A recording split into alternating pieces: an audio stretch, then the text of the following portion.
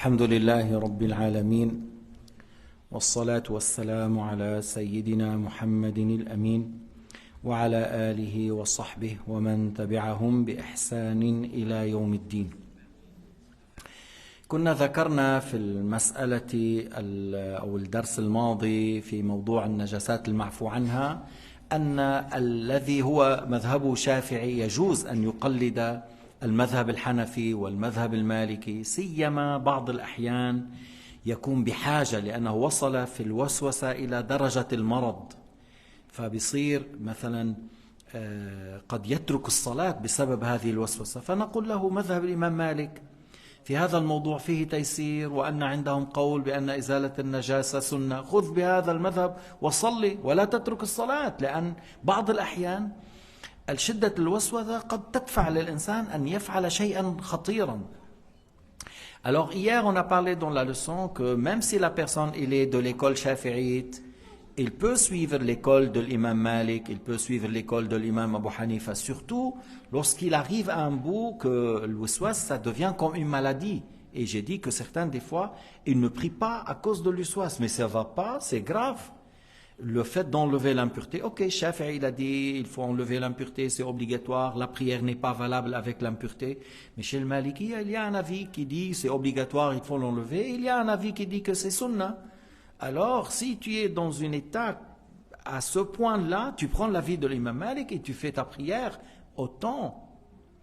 Et يقول ولا يشترط في المقلد أن يعتقد أن مقلده أرجح بل لو اعتقد أنه راجح كفاه. C'est-à-dire si tu crois que oui l'avis de l'imam Shafi'i est plus fort et que l'avis de l'imam Malik ici c'est pas le plus fort, même si tu crois à ça, tu as le droit de prendre l'avis de l'imam Malik. بعض العلماء قال لولا مالك لضاقت المسالك. Il y a un certain savant a dit s'il n'y avait pas Malik, on aura les solutions et qui seront très restreintes. Mais grâce à ce grand imam qui a fait des efforts exceptionnels dans plusieurs questions, et plusieurs questions étaient faciles pour ceux qui pratiquent. وَكُلٌّ مِّن رَّسُولِ اللَّهِ مُلْتَمِسُ, c'est-à-dire Shafi'i radiyallahu anhu a fait l'effort de la sunna, de l'Coran al-Karim, et il a tiré les jugements, et l'imam Malik aussi. Il a fait l'effort de l'Alcoran al-Karim et de la Sunna. Et Abu Hanifa aussi. Et l'imam Shafi'i a appris chez l'imam Malik. Il a appris le livre Muwatta. Alors, ikhtilafuhum rahma. C'est pas, leur divergence, c'est une clémence et c'est pas un problème. وللمالكي ومن قلده يأكل بيده من غير غسل ولو خالط بها ريق الكلب وله الصلاة بما مسه ريق الكلب من ثيابه وبدنه. Tu vois ici que selon l'imam Malik, le chien n'est pas une impureté, que le prophète a ordonné de laver l'assiette. Si le chien a léché l'assiette, on lave cette fois avec la terre, question hygiène. Ils n'ont pas dit c'est une impureté. Alors pour le Malikiya, et celui qui suit l'imam Malik, il peut, même s'il a touché le chien, il peut manger après sans laver la main, parce que ce n'est pas une impureté pour eux, le chien. Sauf lorsqu'il est mort, son cadavre est chien. L'urine et les selles du chien, c'est impureté comme les autres impuretés. C'est une impureté comme les autres. Mais s'il est vivant, qu'il soit la salive du chien ou le chien lui-même en étant humide, ce n'est pas une impureté. Et j'ai dit que cet avis, il rend beaucoup de choses faciles à pratiquer. Parce que si tu vas prendre l'avis de l'imam Shafi'i, tu regardes autour de toi, ou au Vampik par exemple, tu dis, ah, ces gens-là, ils ont mangé le cochon, ils ont utilisé les assiettes, et les fourchettes, et les cafés, et ils n'ont pas lavé la bouche 7 fois avec une fois à la terre. Alors, je quitte. Et tu n'as pas vu des gens qui lorsqu'ils portent le poignet, il a un sac à la main ou un bout de papier, il ouvre avec ça, et il ne salue pas, et il ne fait pas ça. Mais comment tu vas vivre avec les gens de cette manière-là? Si tu veux les approcher à l'islam et tu fais d'une telle manière, tu vas les choquer, tu l'avais fait fuir avant de parler même. إذا أنت بدك تتصرف قدام بعض الناس هذا ما بتصافحه بدك تمسك الباب. Moi j'étais avec quelqu'un, il a dit moi je vais aller parce que je veux pas les saluer et tout. Il est parti, il m'a laissé et les autres ils ont dit mais le monsieur là il est où? Le monsieur il est là, il est oui parce qu'il veut pas vous toucher la main, il est parti. Non, j'ai pas dit, mais supposons ce que j'ai dit. C'est pas normal ça. فإذا بوله وعذرته للكلب كغيرها من النجاسات يجري فيها القول بالسنة. Il a dit l'urine et les excréments des chiens, c'est une impureté comme les autres. Si ça touche l'habit, alors on dit qu'il y a un avis qui dit que c'est sunna d'enlever chez le Malikiya. وبالجملة مين بده يشيلون هول من فوق؟ وبالجملة فدين الله يسر لا عسر. قال الله تعالى وما جعل عليكم في الدين من حرج. دين الله يسر, la religion de Dieu est une religion facile. La charia de Sayyidina Muhammad, c'est la charia la plus complète et la plus facile. Charia de Sayyidina Muhammad أتم الشرائع وأسهلها. قال عليه الصلاة والسلام بعثت بالشريعة السمحة أي بالدين السهل.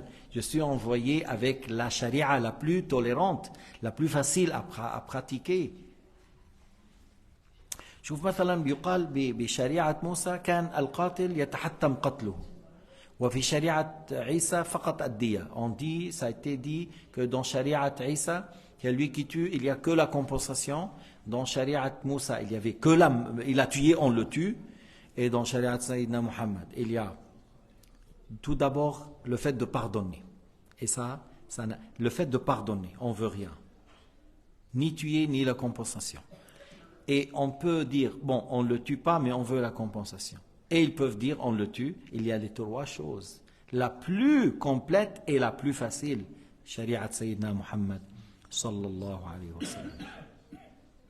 فينبغي لكل عاقل أن يدفع الوسواس عن نفسه بقدر ما يمكنه.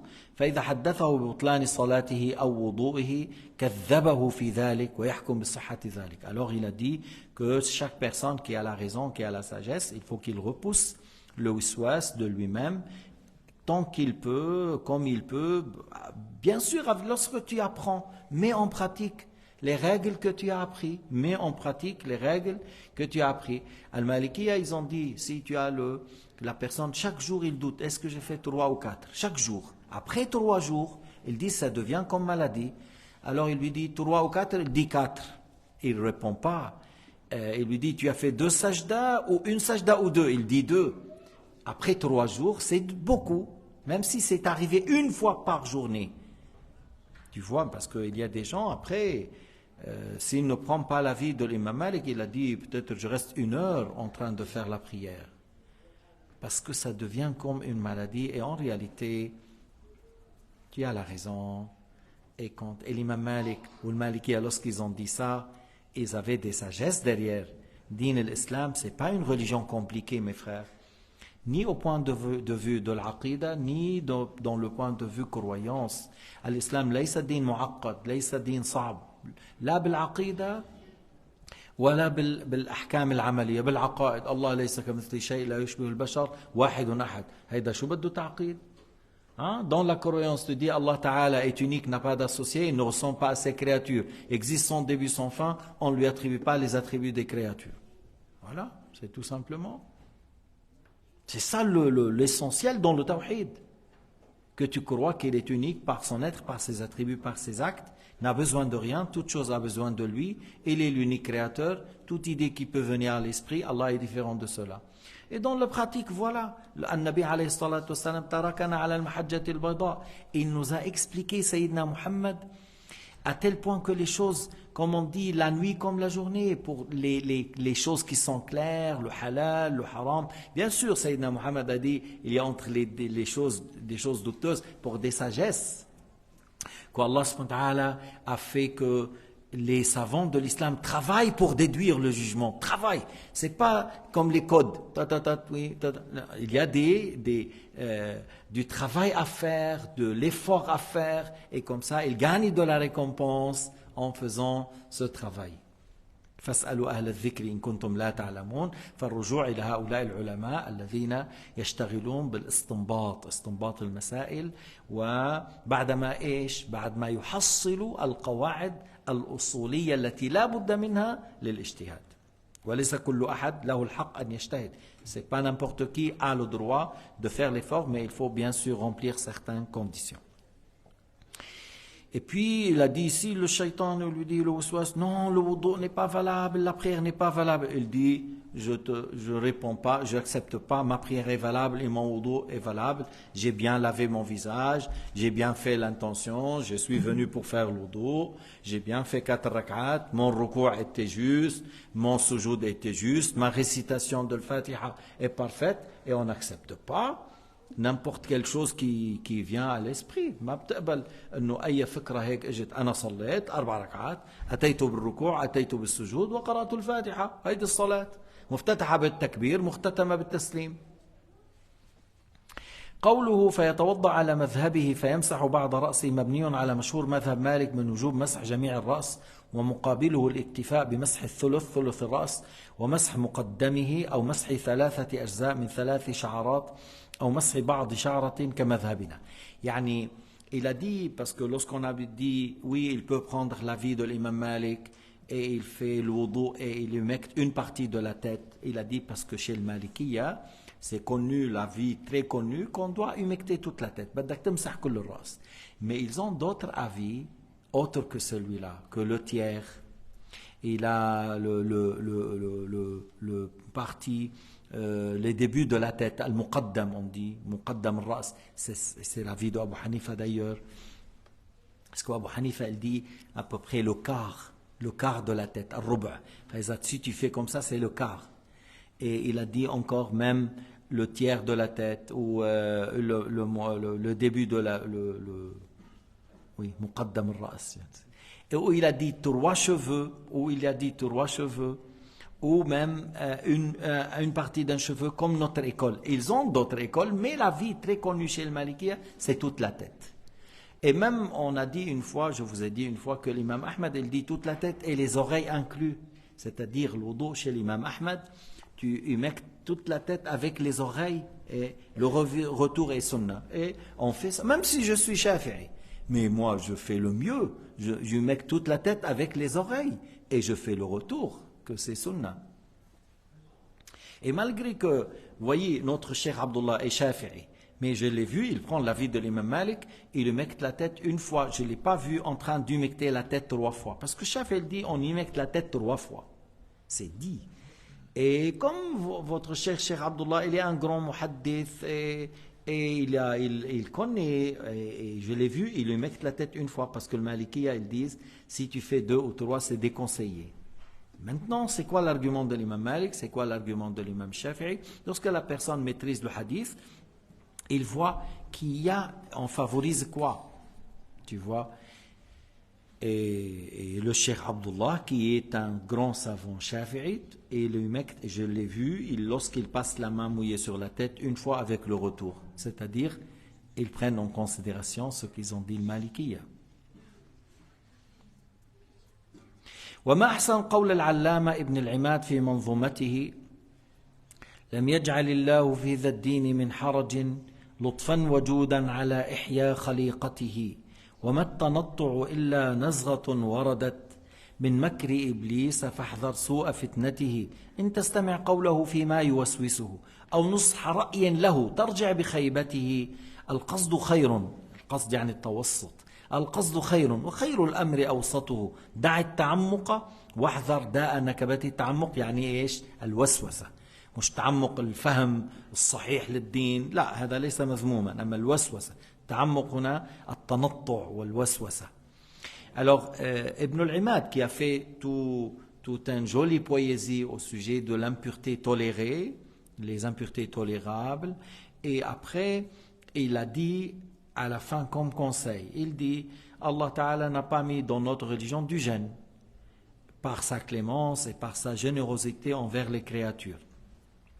Alors, al-waswasa est le fait de trop compliquer les choses et de trop exagérer. Il a dit ça, c'est une chose qui vient de la ruse diabolique. Méfie-toi de sa ruse et ce qu'il voulait comme mal, parce qu'il veut que tu quittes la prière, il veut que tu dis mais la religion est difficile, c'est quoi ça? C'est pas la religion difficile, c'est toi qui rends les choses difficiles, c'est toi qui as mal pratiqué, mal réfléchi, mal raisonné, et c'est toi qui as compliqué. La religion n'est pas du tout compliquée. Il a dit, si tu entends ce qu'il te dit à Shaitan et ses obsessions, ou il te dit, voilà, je te conseille, tu reviens avec la perte et l'échec. Le fait d'être au juste milieu, c'est le meilleur. Et le meilleur là, il a dit le fait d'être ni dans l'extrême, ni dans le laisser aller. Délaisse l'exagération ou le waswasa ou l'obsession et méfie-toi de ces mauvais effets ou ces effets. C'est-à-dire, comme je vous ai dit des fois, il y a des gens, suite au waswasa, ils ne prient pas ou des fois ils se suicident, ils se tuent suite à l'waswasa, et puis, mais c'est quoi ça? Chouaïd. Aïe, waswas, il te vient un waswas au sujet de l'islam ou la foi ou croyance. J'aime Dieu et son messager. J'aime Dieu et son messager et je crois en Dieu et son messager. De quoi tu as peur? Bien sûr, sur quel état on va mourir? Sur quel état on va mourir? Mais n'importe quelle mauvaise idée qui vient actuellement, moi j'aime Dieu et son messager, j'aime l'islam, j'aime les prophètes, j'aime le bien, je déteste le mal, j'aime l'obéissance, je déteste la désobéissance, je fais de mon mieux pour avoir la clémence. أما الله تعالى حجب عنا الغيب يعني في كثير من الأمور أنت مثلا لو بتعرفها ما بعود فيك تنام من الآن. Si tu sais que dans une semaine il y a quelqu'un, il va te prendre, Netanyahou, il va te faire tel et tel. Tu n'arrives pas à dormir une année avant, mais Allah Ta'ala a caché. Alors les gens à Gaza, ils ont dormi une année tranquille, tout ça. Et puis après, ils ont vécu. Mais supposons, ils savaient qu'est-ce qu'il va avoir. Et alors depuis une année, ils vont avoir de la douleur, de l'inquiétude. Allah Ta'ala a fait qu'on ne connaît pas le ghaib, on agit sur le champ. Sur le champ, moi j'aime Dieu et son messager, je vis cet instant. J'aime l'islam, je pratique l'islam, la prière, voilà 5 à 7 minutes. Le wudu, c'est 1 minute ou 1 minute et demie ou moins. Voilà, c'est pas compliqué les choses. Il faut savoir apprendre et il faut savoir pratiquer. Et il faut une question, une chose, voilà, avant de clôturer. On n'est pas des savants, ni moi ni vous. Moi, je donne la leçon par nécessité. Alors, si on n'est pas des savants ni comme Shafi'i, ni moi, on est très loin de ces niveaux. Alors, il y a une question qui vient à la tête. Je ne réponds pas, parce que moi, je ne suis pas un savant. Et si la question vient de n'importe qui, de toi-même, de l'wiswas, de shaitan, mais celui-là, il ne cherche pas la science. Il veut seulement te faire tomber dans l'erreur. Et il ne faut pas que tu fais comme ça. Ah, une question. Ah, il faut chercher la réponse. Pourquoi? Pourquoi tu cherches la réponse? Tu réponds à qui? Oui, à cette question qui est venue dans la tête. À cette question qui est venue dans la tête, tu vas répondre pour qui? Pourquoi? Tu es le Zufar? Tu es Mohamed al-Hassan al-Shaybani? Tu es qui? Tu es Ata ibn Abi Rabah? Tu es quel savant toi? À peine tu as terminé la séance obligatoire. Alors, tu ne réponds à rien. N'importe quelle question, tu ne réponds à rien. C'est qui cette personne? Ah, c'est une question qui est venue comme ça.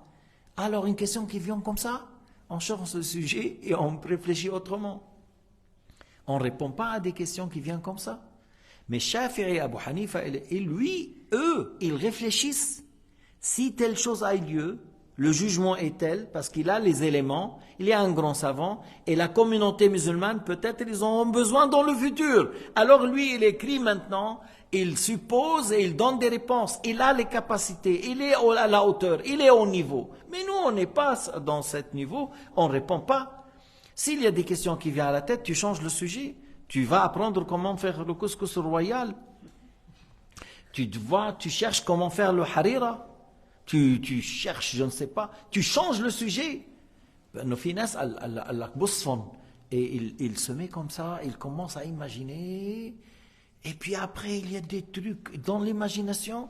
Le cheikh, il a dit, c'est une mer sans plage. Mer sans plage. Tu peux imaginer des millions de questions. Pas des milliers, des millions. Et après, supposons les millions, et lui, il se trouve qu'il faut répondre. Et après qu'il répond, il vient vers moi. Quel est mon jugement? C'est quoi ton jugement? Amène-moi un bâton là. Voilà, amène un bâton, amène le Syrien, il le met dans un pneu et il lui fait là, et il faut taper. Pas en Suisse, on est d'accord. Peut-être en Syrie, peut-être. Mais ça, c'est quoi? Et il ne faut pas répondre à n'importe quelle question dans l'imagination. Quelqu'un, il est venu dans le travail, il a dit, voilà, j'étais en train de faire la prière, j'ai eu ça, est-ce que c'est valable? Si tu as la réponse, tu réponds, tu n'as pas la réponse, tu poses. Là, c'est quelque chose qui a eu lieu. Est-ce que c'est arrivé? Non, c'est pas arrivé. Alors laissez-la, lorsqu'il arrive, on répond. Les savants de l'islam, ils disaient, est-ce que telle chose a eu lieu? Non, alors laissez-la, puisqu'il n'a pas eu lieu. Laissez, lorsqu'il arrive, on va répondre. Parce que نحن منا ملزمين أن نجيب على الأسئلة التي تخطر في بالك. منك ملزم. Allah ما فرض عليك ولا أنت عالم. Tu n'es pas obligé de répondre à toute question qui vient à l'esprit. Et tu n'es pas un savant. Et Allah n'a pas rendu obligatoire que tu poses, tu réponds à toutes ces questions. C'est pas dans l'islam ça. Et c'est pas ton travail parce que tu n'es pas le vrai savant pour répondre. Et je dis, il y a des gens qu'il va dans l'imagination, il imagine des questions. Pourquoi tu imagines, mes frères, des questions? Va, serre ta mère. Dis à ta mère, toi tu cuisines, c'est moi qui fais la vaisselle, c'est moi qui nettoie la terre, c'est moi qui fais ça, qui fait... Voilà, occupe-toi par d'autres choses au lieu de dire j'imagine. Aide ta mère, apprends comment faire le fer à repasser. Et si ton père il a un bout de terrain, tu vas apprendre comment mettre les concombres, comment planter les tomates, comment faire. Mais vis autrement.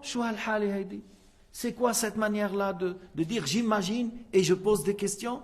Et puis après tu le trouves. Et il veut un seul savant pour lui. Lui tout seul, il a besoin d'un savant. Il t'a dit, Ibn Imad, laisse al-waswasa, que ce soit dans l'wudu, que ce soit dans tahara, que ce soit dans le najasa, que ce soit dans la prière, que ce soit dans le pèlerinage, que ce soit dans la récitation de l'Fatiha, que ce soit dans l'aqida, délaisse. خلاص بيجيك شيء أنت الله تعالى يقول إن الشيطان لكم عدو فاتخذوه عدوا. Le shaitan est votre ennemi, prenez-le comme ennemi. إذا بدك تعاديه ما بتمشي معه. Si tu prends le shaitan comme ennemi, tu ne le suis pas, tu ne l'écoutes pas. Et اشتغل بذكر الله وبلا حول ولا قوة إلا بالله. Tu travailles par الذكر et par le fait de dire souvent la hawla wa la quwwata illa billah. S'il y a une idée qui vient, voilà, une question, voilà, tout de suite change, pense à autre chose. Comment, voilà, je viens à la mosquée, je vais nettoyer, je vais aider, ma mère a besoin de moi, je vais, tout de suite tu changes. Tu n'es pas obligé de réfléchir et inventer des questions. ما إلك مصلحة تولد مسائل وتجيب على هذه المسائل وتجيب كثير من الأجوبة بتكون غلط لأنك منك عالم. ومين قال لك أنت تجاوب؟ مين قال لك؟ Qui t'a dit de répondre? Allah Ta'ala? Non, Allah n'a pas ordonné que tu réponds. Il fallait, lorsque tu as une question qui vient à l'esprit, tu changes et tu penses à autre chose. والله أعلم وأحكم والحمد لله. قال وقد قالوا إن للموسوسين شيطانا يضحك عليهم ويستهزئ بهم. Ça a été dit que ceux qui ont dans le waswas, ils ont un diable qui se moque d'eux, qui rigole sur eux, ils se moquent d'eux. هو سيدنا محمد عليه الصلاة والسلام قال لما الواحد يتثاءب لا يضع يده حتى الشيطان لا يضحك عليه. Lorsque tu bailles, c'est pas la sunna de mettre la main droite de cette manière ou la main gauche de cette manière. Si c'est la main gauche, c'est de cette manière. Si c'est la main droite, de la même manière, pour que le shaitan ne rigole pas sur toi. Alors ne laissez pas le shaitan qui se moque de vous en ayant le waswas dans l'eau d'eau, en train d'exagérer dans l'eau. Je vous ai dit, un ami à moi, il est rentré dans un lieu, il a trouvé quelqu'un déshabillé, sans habit, dans le lieu de l'eau d'eau, sans habit, ni short, ni boxer, ni rien du tout. Et il remplit le seau d'eau et il verse sur lui. Il remplit de l'eau, il verse sur lui. Il remplit de l'eau, il verse. Mais qu'est-ce que tu fais? Mais bon, c'est pas un sunnite là, celui-là. يعني بس هذا ليش وسوسة؟ الشيطان يضحك عليه، الشيطان il se moque de lui. Najasa, tu peux verser un peu d'eau, ça part najasa. Un peu d'eau, la najasa est partie par un peu d'eau et c'est fini. Pourquoi tu es en train de verser 100 litres de sang? Quelqu'un, il a fait le douche, il était jeune, il a fait le douche. Et tu sais, au Liban, des fois, et c'est pas facile de remplir l'eau, le réservoir. L'eau vient dans la nuit, il remplit ici, puis après, il y a le moteur qui pompe là-haut. Alors, le père, il était tranquille, il a rempli le réservoir. 3, 4 jours, on a de l'eau. Le père, il est levé le matin pour faire l'eau d'eau, il n'y a pas d'eau. Parce que son fils, il s'est levé, il a fait la douche, il a fait vider tout. Tu te rends compte? Il a vidé tout pour la douche de Janaba. D'ailleurs, une bouteille comme ça suffit pour faire la douche. Une demi-litre, maximum 1 litre. Tu peux faire la douche avec les sunan. Avec les sunan. طيب هنا نقول الله تعالى يحفظنا ويسلمنا ويبعدنا من الوسوسة ويفقهنا في الدين والحمد لله رب العالمين وصلى الله على سيدنا محمد وعلى آله وصحبه وسلم.